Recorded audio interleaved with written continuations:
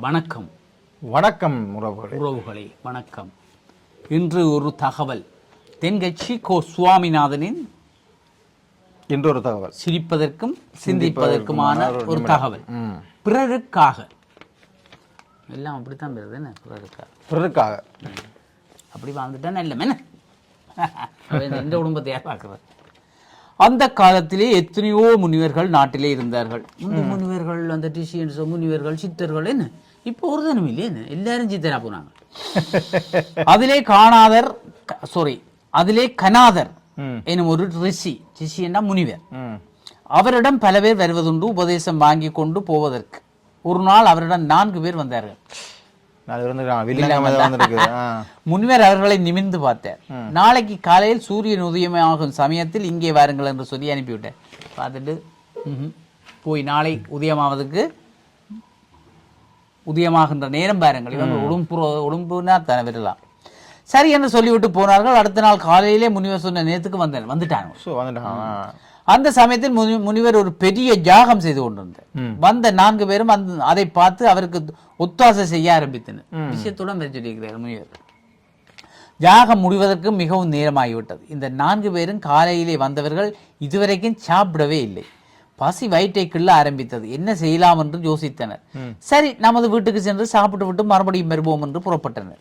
முனிவர் அவர்கள் புறப்படுவதை பார்த்தார். உடனே தடுத்து நிறுத்தினார். நீங்கள் இதற்கு வீட்டுக்கு போக வேண்டும், இங்கே ஆசிரமத்திலே சாப்பாட்டுக்கு ஏற்பாடு செய்கிறேன், ஆசிரமத்துக்கு செல்லுங்கள், நான் பின்னால் வருகிறேன் என்றார். இதை கேட்டவுடன் அந்த 4 பேரும் ஆசிரமத்துக்கு போனார்கள். அங்கே வாசலிலே ஒரு பெரிய பாத்திரத்திலே தண்ணீர் வைத்திருந்தார்கள். இவர்கள் கைகால்களை கழுவிவிட்டு உள்ளே நுழைய போனார்கள். உள்ளே போனார்கள். முந்தையெல்லாம் தண்ணி எல்லாம் வெளியில வைக்கிறது. பழைய ஆக்கள் வெளியில போனால் வீட்டு கேட்டுக்கு வெளியில போனால் வரைக்க கைகால் எல்லாம் கழுவி வாயெல்லாம் பிடிச்சு போட்டு தான் உள்ளுக்கு வருவாரு. இப்ப சித்தவிட்டு போனாலும் நேரு அப்படி ட்ரக் லைன் திரும்ப அதுக்கப்புறம் அவங்களும் டிரெக்டா போயிடுறாங்க. அவங்களும் போடுவாங்க. இது என்னன்னு தெரியல. புள்ள குட்டிகள் இருக்கிற வீடுகள்லாம் போய் கொஞ்சம் இதுகளை மெயின்டைன் பண்ணணும். சும்மா மூட நம்பிக்கைன்னு நினைக்க கூடாது. நம்பிக்கையில கிருமிகள், வெளியில உள்ள தொற்று கிருமிகள் எல்லாம் எங்களோட வரும். அதுதான் பிரச்சனையை கொடுக்கும்ன்றதான் நாங்கள் முந்தி செய்யறோம். இப்போ இந்த பேய் பிசாஜி இப்போ மூட நம்பிக்கையில் இருக்கிறவங்கலாம் யோசிக்க விட அங்கே பேய் பிசாஜி ஒன்றும் இல்லை.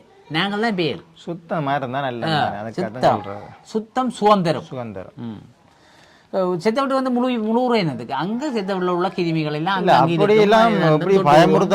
பயமுறுத்தியே செய்யறாங்களே. அதுதான் பேயண்டு பயமுறுத்துறது.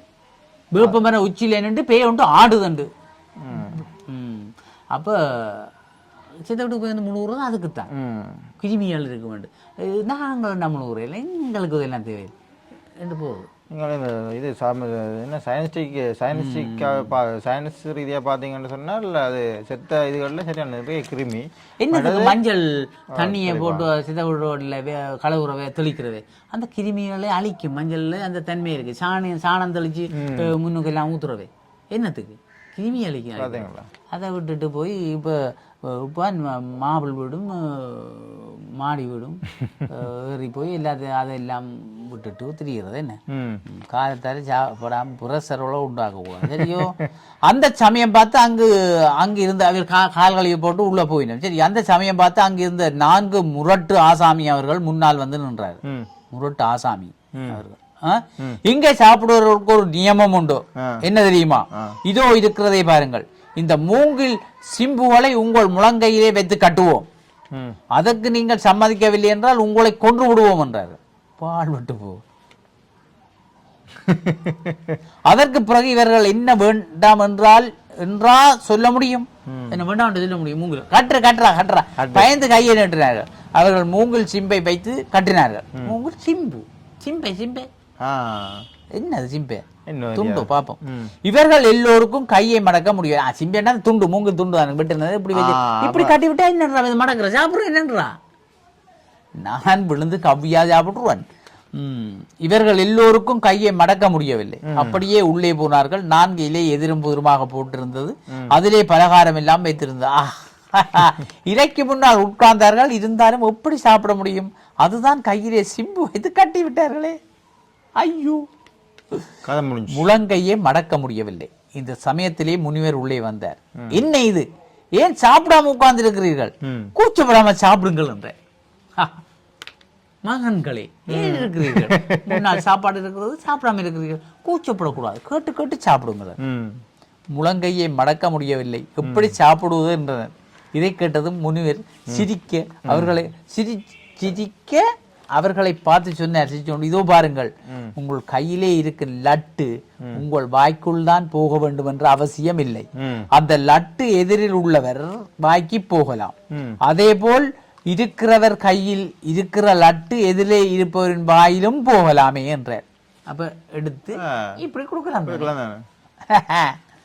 அப்போதுதான் இவர்களுக்கு புத்தி வந்தது. முழங்கையை மடக்க முடியாமல் கட்டியிருந்தாலும் அடுத்தவர் சாப்பிட அது உபயோகிக்கப்படும் என்பது புரிந்தது. என்ன தத்துவம்டாப்பா!